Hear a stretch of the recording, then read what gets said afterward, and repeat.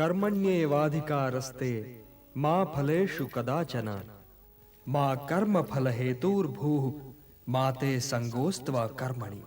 किंतु निष्काम कर्म कैसे संभव है वासुदेव? फल का ज्ञान ही तो कर्म करवाता है, और यदि दृष्टि फल से ही हट जाए तो कोई कर्म करेगा ही क्यों?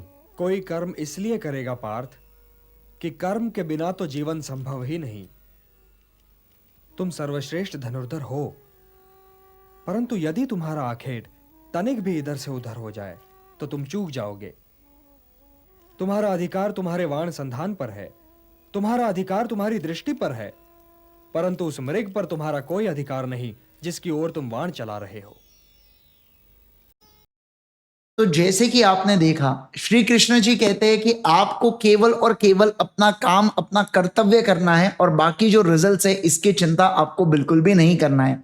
आई एम श्योर हम सभी लोगों को ये चीजें सुनने में बहुत ज्यादा अच्छी लगती है, बट जब ये हमारे साथ बीतती है तो हमें एक्चुअल में फील होता है कि यार एक्चुअल में हम लोग तो बहुत ज्यादा हेल्पलेस हो जाते हैं इस सिचुएशन के अंदर।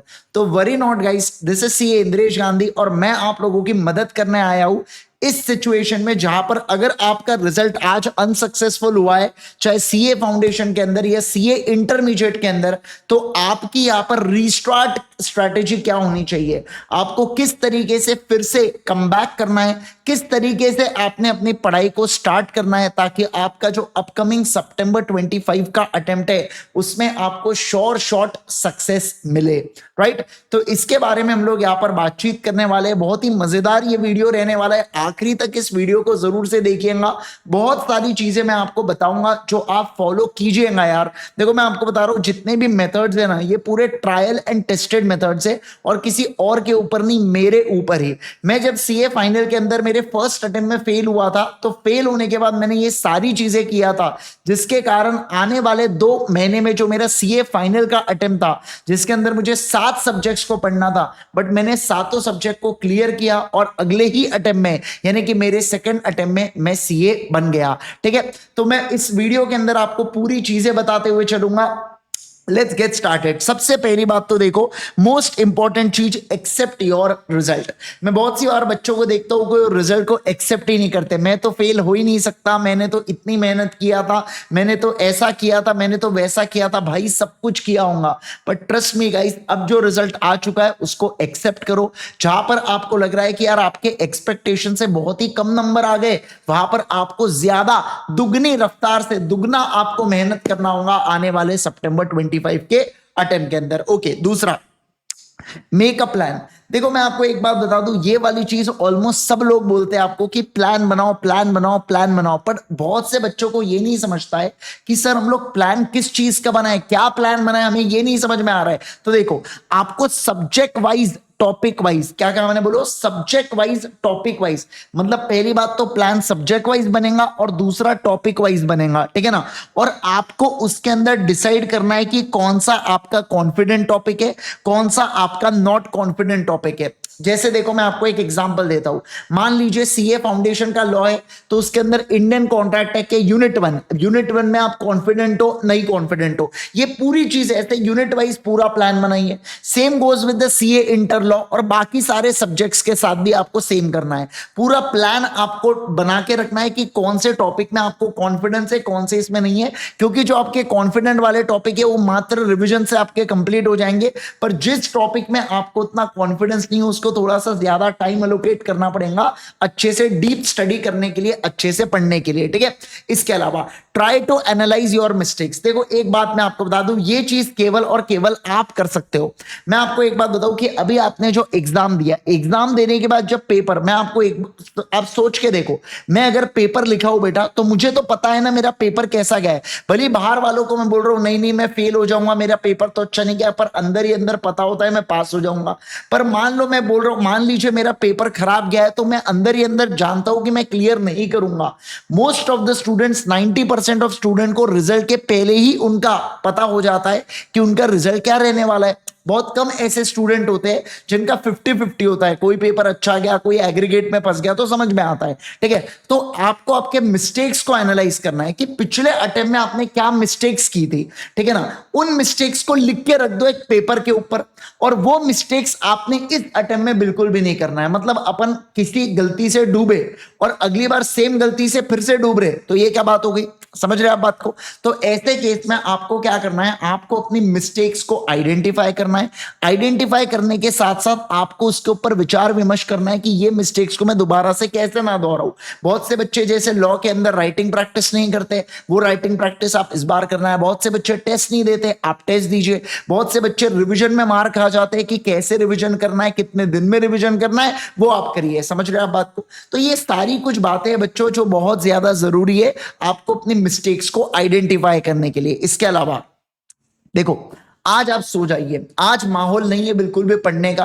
आप कितनी भी कोशिश कर लो, आज आपका मन नहीं लगेगा पढ़ने का, क्योंकि आपके कुछ दोस्त पास हुए होंगे, कुछ दोस्त आपके क्लियर नहीं हुए होंगे, कुछ अलग अलग चीजें होंगी, आपका माइंड कंटिन्यूअसली डिस्टर्ब रहेगा। मैं कहूंगा कि आप आज सो जाइए, पर सोने से पहले अपने दोस्त से बात कीजिए जिन्होंने क्लियर किया है, उससे पूछिए उसका क्या अप्रोच रहा पढ़ने का, कैसे रिविजन उसने किया, कैसे टेक्निक्स का उसने प्रयोग किया सीए फाउंडेशन या सीए इंटर को क्लियर करने के लिए। एक और बात मैं बता दूं, खुद के ऊपर भरोसा, ये सबसे इंपॉर्टेंट पॉइंट है यार। मैं आपको एक बात बता रहा हूं, सबसे ज्यादा इंपॉर्टेंट पॉइंट है, आपको अपने ऊपर ट्रस्ट करना है। बहुत से बच्चे देखते हो वो बहुत ज्यादा सेल्फ डाउट करते हैं कि अगर उन्हें कोई टॉपिक अच्छे से आ गया तो उनको ये डाउट होता है मुझे इतने अच्छे से कैसे आ रहा है। मान लो उनको कोई टॉपिक नहीं आया तो उनको ये लगता है कि मुझे टॉपिक आ नहीं रहा करके। तो ऐसा बिल्कुल भी नहीं करना है, आपने अपने ऊपर बिल्कुल भी सेल्फ डाउट नहीं करना है। You should be very confident कि भैया मैं तो अपकमिंग अटेम्प्ट में क्लियर करने ही वाला हूं। मैं आपको एक बात बता दूं, समझ सारे लोग समझिए, अटेम्प्ट से ये कोई फर्क नहीं पड़ता। मैं आपको बता रहा हूं, अटेम्प्ट से कोई फर्क नहीं पड़ता कि आपका पैकेज, आपका जॉब, आपकी प्रैक्टिस चलेगा नहीं चलेगा, इससे कोई मैटर नहीं करता। अटेम्प्ट जो है ना, ये केवल और केवल एक जब फर्स्ट टाइम इंसान को जॉब लगता है ना, उसके लिए एक बार का मैटर कर सकता है। पर मैं आपको एक बात बता, लॉन्ग रन में अटेम्प्ट बिल्कुल भी मैटर नहीं करता। मैटर जो करता है वो ये है कि आपका नॉलेज कितना है, आप कितना प्रैक्टिकली चीजों को जानते हो, आपको कितने थ्योरेटिकली चीजें पता है, थ्योरी को प्रैक्टिकल में आप कैसे इस्तेमाल कर रहे हो। ये सारी चीजें सबसे ज्यादा फर्क करता है और ये सारी चीजें सबसे ज्यादा मैटर करती है, ठीक है। तो एक बात ध्यान रखना, आपने आपके ऊपर भरोसा रखना है कि मैं अपकमिंग अटेम्प्ट में बिल्कुल क्लियर करने वाला हूं। आज जितना रोना है रो लो बेटा, सब मैं मजाक नहीं कर रहा हूं, जितना रोना है रो लो, ठीक है। लेकिन कल से आपको एकदम चैंपियन की तरह काम करना है, क्योंकि अपने पास बहुत लिमिटेड समय है। आप सोच के देखो, आज आपका रिजल्ट बचा है 6 दिन, तो 6-7 दिन चले गए जुलाई के फिर उसके बाद 24 दिन जुलाई के, अगस्त और सितंबर में एग्जाम है अपनी, तो मुश्किल से 2 महीना है अपने पास। तो इस 2 महीने में अपने को बहुत ज्यादा मेहनत करना है, बहुत मेहनत करना पड़ेगा आपको, बहुत ज्यादा देर पढ़ना पड़ेगा, 12, 13, 14 घंटे अपने को पढ़ना है, प्रोडक्टिव वो भी। तो ऐसे केस में बहुत ज्यादा मेहनत करना है। पर मैं आपको बता दूं, ये बिल्कुल बिल्कुल मुश्किल है, थोड़ा सा मुश्किल है, पर बिल्कुल भी नामुमकिन नहीं है। इस बात का ध्यान रखना, बिल्कुल बिल्कुल ये पॉसिबल है कि आप अपकमिंग अटेम्प्ट में क्लियर कर जाओ। क्योंकि देखो क्या है, आपकी ऑलमोस्ट पढ़ाई जो है ना वो हो चुकी है। आपको कोई स्क्रैच से, कोई जीरो से स्टार्ट नहीं करना है बेटा।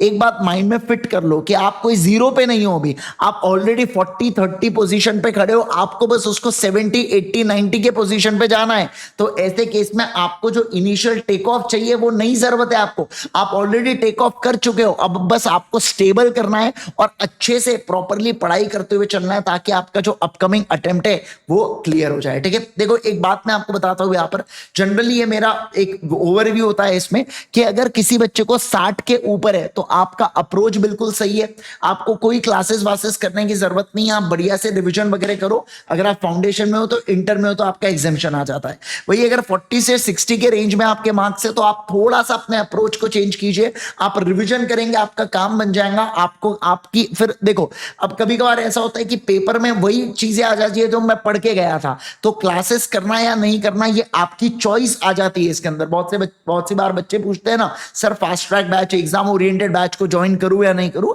ये चॉइस है 40 to 60 में, पर मुझे ऐसा लगता है कि रिवीजन से काम जनरली हो जाता है। पर अगर आपको पता है कि आपकी उतनी अच्छी तैयारी नहीं हुई थी, वो तो इस बार क्वेश्चन ऐसे आ गए थे जो फंस गए आपके रेंज में बराबर, तो उस केस के अंदर फिर मैं सजेस्ट करूंगा कि आप एग्जाम ओरिएंटेड बैच या फास्ट ट्रैक बैच से चीजों को कवर कर लीजिए, ठीक है।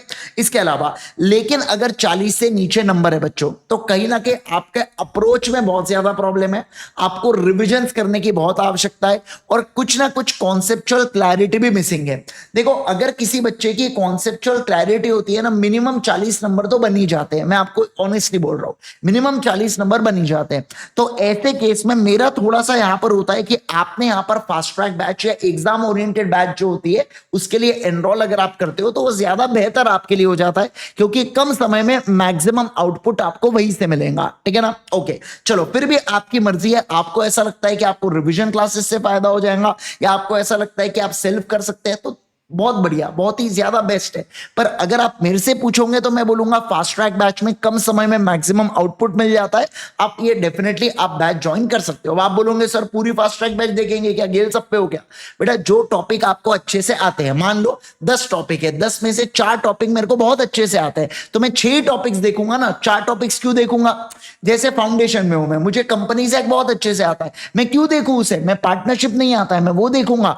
इंडियन कॉन्ट्रैक्ट एक्ट में 3 यूनिट अच्छे, 3 यूनिट खराब है, 3 यूनिट मॉडरेट है, 3 यूनिट्स को मैं सेल्फ कर लूंगा, 3 यूनिट जो मॉडरेट है उसको रिवीजन लेक्चर से कर लूंगा, 3 यूनिट जो खराब है वो फास्ट ट्रैक से कर लूंगा, समझे? तो आपको थोड़ा सा जो है ना, आपको क्या रखना है, आपको स्मार्ट स्टडी भी करना है। सिर्फ हार्ड वर्क, सिर्फ गधा मजदूरी करके कुछ नहीं होता, थोड़ा सा स्मार्ट वर्क भी अपने को करना है। कौन से चीज की कितनी जरूरत है उतना आपको एनालाइज करके अकॉर्डिंगली क्या करना है बच्चों, अकॉर्डिंगली काम करना है, ठीक है ना। एक बात बता दूं, मेरे लिए मेरी चाहे सीए फाउंडेशन हो, सीए इंटर हो, revision session, writing practice test, question and answers के डिस्कशन पूरे एब्सोल्युटली फ्री यूट्यूब के ऊपर अवेलेबल है, आप चेक कर सकते हैं। CA foundation law revision classes तो स्पेशल 26 5.0, स्पेशल 26 6.0 है। फिर इसके अलावा मैं लाइव रिवीजन क्लासेस अभी लेने वाला हूं, 8 तारीख से मेरी रिवीजन क्लास चालू होने वाली है सीए फाउंडेशन लॉ के लिए, सीए इंटर के लिए, सीए इंटर लॉ के लिए already revision classes, writing practice sessions और ये सारी चीजें अवेलेबल है यूट्यूब के ऊपर, और वो भी एकदम अप टू डेट है, तो आप बिंदास बिंदास देख सकते हैं, कोई प्रॉब्लम नहीं है। फाउंडेशन लॉ के लिए आप रिकॉर्डेड भी देख सकते हैं, जैसे अगर आप यूट्यूब पे सर्च करेंगे स्पेशल 26 5.0 या स्पेशल 26 6.0 तो आपको नजर आ जाएगा पूरे रिवीजन क्लासेस। या आपको लाइव करना है तो 8 तारीख से मैं करने वाला हूं, या अगर आप मेरे इंस्टाग्राम के ऊपर जाएंगे तो स्टोरी में आपको नजर आ जाएंगी पूरी प्लेलिस्ट, या आप मेरे टेलीग्राम चैनल को ज्वाइन कर लीजिए, सीए इंद्रेश गांधी। इस वीडियो के कमेंट सेक्शन में मैं टेलीग्राम चैनल आपको दे दूंगा, आप ज्वाइन कर लेना उसको, उसमें पूरा प्लानर, पूरी प्लेलिस्ट वगैरह सब कुछ आ जाता है। तो डेफिनेटली आप क्या कर सकते हैं बच्चों, डेफिनेटली आप हमारे साथ जुड़ सकते हैं। एक बात बता दूं, आपको कुछ भी लगा, मैं ऑलवेज आपके साथ हूं। सीए आईजी सर, ये मेरा टेलीग्राम की आईडी है, आप मुझे इसके ऊपर डीएम कर सकते हैं, मैं आपको डेफिनेटली जवाब दूंगा। अब मुझे आपसे चाहिए अश्योरेंस, लेट्स मैनिफेस्ट टुगेदर कि आपको कमेंट सेक्शन के अंदर लिखना है, I will definitely clear September 25 exams आपको, and I am ready to give my 100%। ये चीज आपको कमेंट सेक्शन के अंदर लिखना है, और हम दोनों मिलकर मैनिफेस्ट करते हैं कि आने वाला जो हमारा अपकमिंग अटेम्प्ट है ये हम लोग डेफिनेटली क्लियर करेंगे। बट ये अश्योरेंस मुझे आपसे चाहिए, और आपसे मुझे कमेंट सेक्शन में चाहिए, और इसका स्क्रीनशॉट लेके रख लेना कि आपने मुझसे वादा किया है कि आप आने वाले अटेम्प्ट में अपना बेस्ट दोगे और आने वाले अटेम्प्ट को क्लियर करोगे, और उसको अपना वॉलपेपर बना लेना। तो ये आपको आने वाले समय में बहुत मोटिवेट करते रहेगा कि भाई ये चीज मैंने लिखा हो और मैं कैसे अपने ही वर्ड से मुकर सकता हूं, है ना। तो ये चीज आप लोगों के लिए बहुत ही गेम चेंजर हो सकती है बच्चों। मैं और बहुत सारे अमेजिंग सेशंस में आप लोगों के लिए जो अनसक्सेसफुल हुए हैं, मैं उन लोगों के लिए यहां पर इसी यूट्यूब चैनल के ऊपर डालूंगा। इस यूट्यूब चैनल पर सब्सक्राइब कर लीजिए, और वीडियो सेक्शन में जरूर से चेक कर लेना, बहुत सारी चीजें आएंगी, जैसे strategy to score 70+ in foundation law, strategy to score 70+ in inter law. फिर इसके अलावा जो बच्चे पास हो गए उन लोगों के लिए भी बताऊंगा, है ना। तो ऐसी बहुत सारी चीजें हैं बच्चों जो आप लोगों के लिए पाइल्ड अप है, इसी वीडियो सेक्शन में आप चेक कर लेना। और अगर आपको सीरियसली सीए फाउंडेशन लॉ में बहुत ज्यादा दिक्कत है या इंटर लॉ में बहुत ज्यादा दिक्कत है, तो एग्जाम ओरिएंटेड बैच अवेलेबल है हमारा ultimatece.com के ऊपर, आप उसे एनरोल कर सकते हैं। फाउंडेशन के लिए 3,500 में है, इंटर वालों के लिए 4,000 में है, विद बुक्स उसके अंदर आता है। उसके अंदर प्रॉपरली सारी चीजें, सारे चैप्टर्स का कवरेज है, 100% कवरेज है, और वो भी लीस्ट पॉसिबल टाइम के अंदर पूरा कवरेज मैंने कराया हूं। तो ये बहुत ज्यादा गेम चेंजर आप लोगों के लिए हो सकता है। डू कंसिडर, जरूर से चेक करना। चाहे तो इसके डेमो सेशंस यूट्यूब के ऊपर भी अवेलेबल है। अगर आप सर्च करोगे CA foundation law champions fast track batch या CA foundation law exam oriented batch, तो आपको नजर आ जाएंगे यूट्यूब के ऊपर। मैंने फाउंडेशन के लिए कंपनीज एक्ट के लिया हो पूरे सेशंस, और इंटर की अगर मैं बात करूं तो वहां पर भी कंपनीज एक्ट आपको नजर आ जाएगा। ठीक है, okay guys, thank you so much once again. जरूर से कमेंट कीजिएगा। Bye bye everyone, take care everyone. मिलता हूं मैं आपके साथ अगले सेशन के अंदर।